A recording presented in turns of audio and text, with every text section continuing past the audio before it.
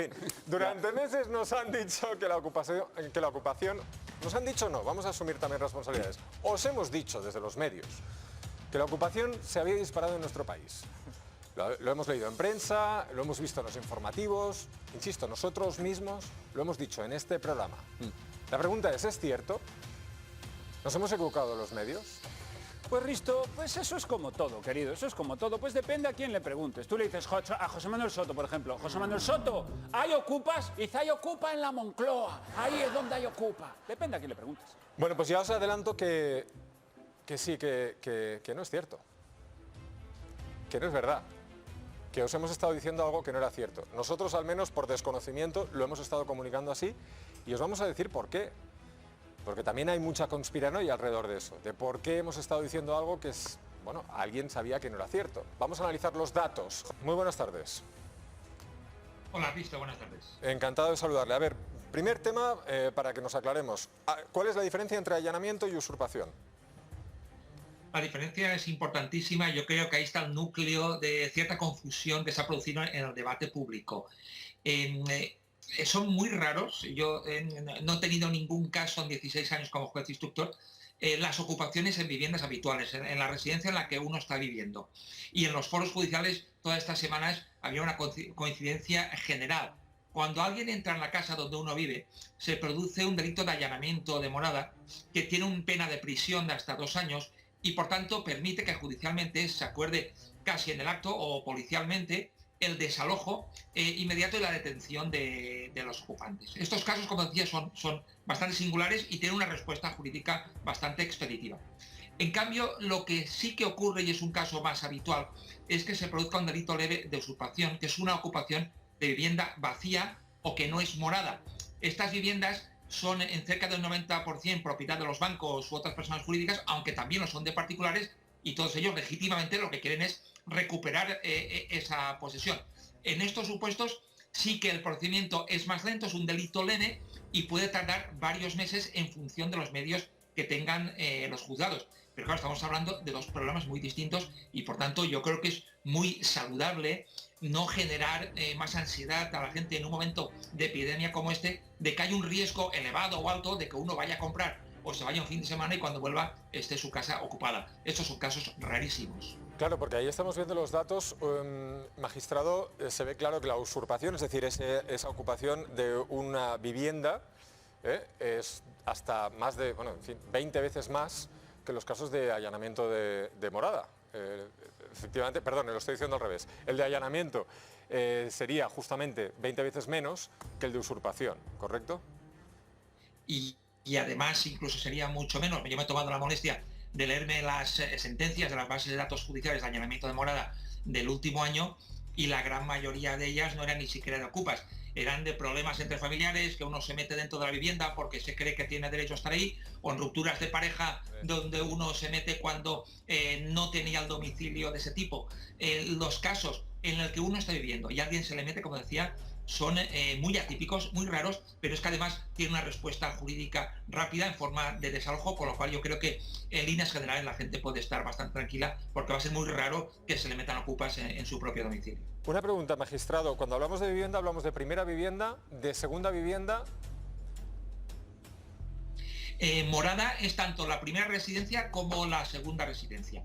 El gran problema está en lo que pueden llamar viviendas vacías, que como contamos son sobre todo propiedad de los bancos, pero también de particulares que normalmente las tienen sobre todo los particulares o bien para alquilar o bien para vender, o las tienen simplemente vacías porque quieren conservar ese patrimonio. Pero, por ejemplo, una residencia de fin de semana, eso es morada también y también comportaría el desalojo. El lugar donde uno vive permanentemente o de forma esporádica siempre es morada y tiene una protección mucho mayor. Y la persona que ha comprado algo para alquilarlo, entonces sí que estaríamos hablando de ese caso de usurpación, no de allanamiento. Efectivamente. Ahí sobre todo los particulares suelen ser víctimas de este delito en este tipo de supuestos. Cuando tienen una vivienda en la que no están residiendo, ni siquiera de fin de semana o esporádicamente, y cuando está vacía se les puede meter, aunque el problema en general, la gran mayoría, la inmensa mayoría, son de propiedad de los bancos. Yo daría un dato que creo que es muy importante.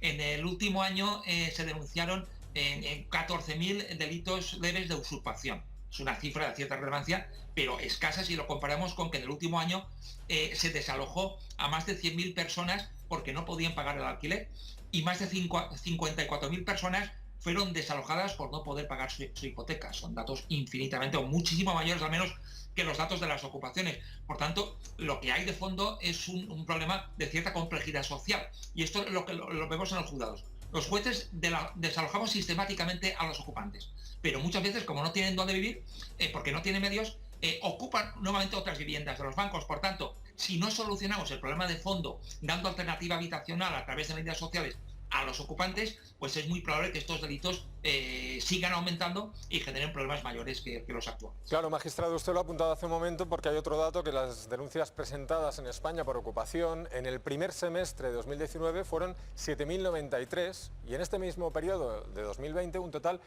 de 7.450, es decir, 40 al día en 2019 y 41 al día este año. Claro, esto nos ha dado a los medios la potestad de decir han crecido, pero claro, han crecido de 40 a 41. Así es, el crecimiento es leve, se está produciendo, pero creo que tenemos que estar preparados por si ante la situación económica se pudieran incrementar. Toda la gente que pueda quedar sin trabajo o que no tiene medios para pagar un alquiler o una hipoteca, y por tanto, si no queremos que se produzcan estos delitos leves de usurpación con los problemas en ocasiones de convivencia que generan el vecindario, tenemos que dar respuesta. Si todo lo limitamos a una respuesta de tipo penal, lo que hacemos es estar castigando a la pobreza sin buscar otro tipo de soluciones. Por tanto, en primer lugar, no alarmarse ante estas situaciones, no afectan a las residencias habituales, han hecho crecer muy levemente las viviendas vacías y hay soluciones que tendrían que analizarse, pero en toda su complejidad social. Esas soluciones pasan por ¿qué hay que hacer? O sea, si uno se encuentra su vivienda o primera residencia o segunda residencia ocupadas, ¿cuál es el procedimiento a seguir? El procedimiento es rápido y bastante efectivo. Presentar denuncia ante las fuerzas de seguridad o ante el juzgado de guardia, y lo lógico es que el juez de guardia acuerde el desalojo inmediato de los ocupantes, la policía los detenga y se recupere la posesión. En el caso de la ocupación de viviendas vacías no es tan rápido. Por un lado, porque se va a un procedimiento por delito leve. Es evidente que la infracción penal no puede tener la misma gravedad si a uno le entra en la casa en la que vive que si alguien entra en una vivienda vacía. Digo, la gravedad delictiva no puede ser la misma. Y se va a otro tipo de procedimiento que también se puede optar por un procedimiento civil, en el que, por desgracia, con los medios que tenemos en los juzgados, se puede retrasar entre 3 o 6 meses y en ocasiones más. Por tanto, los remedios serían que los juzgados tuvieran más recursos para actuar de manera más rápida y analizar, como ya se está reflexionando públicamente, si hubiera mecanismos más efectivos para que los trámites fueran más rápidos. Pero no olvidemos que el problema de fondo es un problema de falta de vivienda y de gente, al menos yo lo que llevo en mi juzgado, es mayoritariamente gente que no tiene dónde vivir. Es así de directo. No para terminar, una pregunta que nos hacíamos al leer una información que después mi compañera Marta va a comentar del País. Nos hacíamos una pregunta que se apunta en ese artículo, que decía básicamente que dependía de la ideología del juez que se aplicase ese desalojo cautelar. Es decir, los jueces más conservadores serían más proclives a ordenar ese desalojo de las viviendas. ¿Esto es así?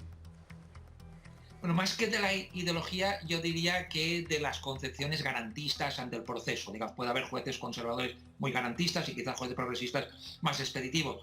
Lo cierto es que para desalojar a alguien de una vivienda que no es morada, a la hora de ponderar los derechos en conflicto no es lo mismo que alguien viva ahí. Y ahí prevalece, digamos, el derecho a defender la morada.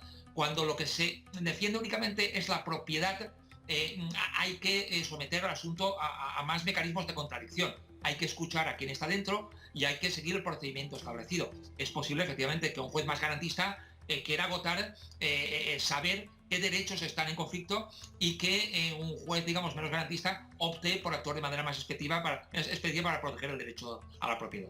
Muy bien, pues queda todo claro. Muchísimas gracias.